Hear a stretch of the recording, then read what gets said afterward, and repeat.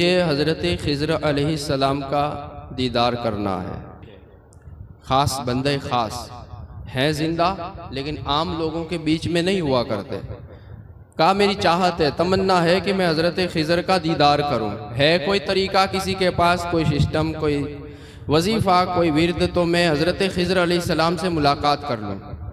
एक गरीब सा बंदा, गरीब की कंडीशन समझाने की मैं कोशिश कर रहा हूँ। एक गरीब बंदा खड़ा हुआ, हज़रत मैं कहा ठीक है, कहा हज़रत मैं गरीब हूँ, आप मेरे बीवी बच्चों फैमिली कुटुंब की जिम्मेदारी ले लें, 6 महीने के बाद आपको हज़रत खिज़र का दीदार हो जाएगा। कहा ठीक है, सस्ता सौदा है, बादशाह खजाना में कमी नहीं होती, पर दिल तो होना चाहिए ना कि प्रजा के ऊपर खर्च करे। लिहाजा 6 महीने की मोहलत गरीब को दे दी गई। 6 महीने का टाइम ख़त्म हुआ। महमूद गजनवी ने कहा लाओ वो बंदा कहाँ गया। कहा भाई साहब तुम्हारा वजीफा पूरा हुआ, विर्द कंप्लीट हुआ कि नहीं हुआ। कहा हज़रत और 6 महीने चाहिए। क्या कहा? और 6 महीने चाहिए, मतलब पूरा साल गुजर गया। फिर बुलाया गया, कहा क्या हुआ तुम्हारा, अब कोई विर्द वजीफा पूरा हुआ जो तुम विर्द करते हो। कहा हज़रत मसला ये है, मैं गरीब हूँ, बहाने बहाने मेरे फैमिली कुटुंब का गुजर बसर चल रहा था, मेरी औकात से बाहर था, मैं आपको खाली टाइम दे रहा था, वरना मेरी औकात नहीं कि मैं हज़रत खिज़र की मुलाकात करा सकूं। बादशाह, अब इस्लामी बादशाह हो, मुसलमान इस्लाम वाला हो ना, तो उसकी कंडीशनें और होती हैं, औरों की जैसी रहती होगी, पर हमारी कंडीशनें कुछ और रहती है। वजीरों को बुलाया गया, कि भाई इसके बारे में क्या निर्णय लेना चाहिए। इसने बादशाह के सामने झूठ बोल करके बादशाह का खजाना खाया है। तो एक वजीर खड़ा होकर के कहता है हज़रत इसको कत्ल कर डालो। एक उसी महफिल के अंदर एक बुजुर्ग बैठे हुए थे, हसीन चेहरे वाले, नूरानी चेहरे वाले। वो कहते हैं हाँ बादशाह सच कहा है इन्होंने कि ऐसा करना चाहिए। दूसरे वजीर से पूछा भाई आपका क्या कहना है। कहा हज़रत अगर कत्ल कर दोगे ना तो मामला ये होगा कि अच्छा जल्दी से उसकी मौत हो जाएगी और उसको तड़प नहीं होगी। बादशाह के सामने जो उसने जुर्म किया ना, उसकी सजा ये है कि तड़प तड़प करके मरे। कहा क्या करना चाहिए। कहा इस पर कुत्ते छोड़ दिए जाएं, कुत्ते उसको सताएं, परेशान करें, फिर ये मौत मर जाए। वो बुजुर्ग जो थे ना वो कहेगा इसने सच कहा। महमूद गजनवी देख रहे हैं कि इसकी भी बात सच्ची है, उसकी भी बात सच्ची है। अब बारी आती है अयाज की, महमूद गजनवी के अयाज खड़े हुए। कहा बादशाह आप इनसे पूछा, वो कत्ल का कह रहे हैं, ये कुत्ते छोड़ने का कह रहे हैं। कहा अयाज तुम क्या कह रहे हो। कहा बादशाह मेरा कहना यह है कि गरीब ही तो है ना, माफ कर दिया जाए। इसने खा लिया है तो क्या खराब किया है, बादशाह के खजाने में क्या कमी आई है, माफ कर दिया जाए, इसे माफ कर दो।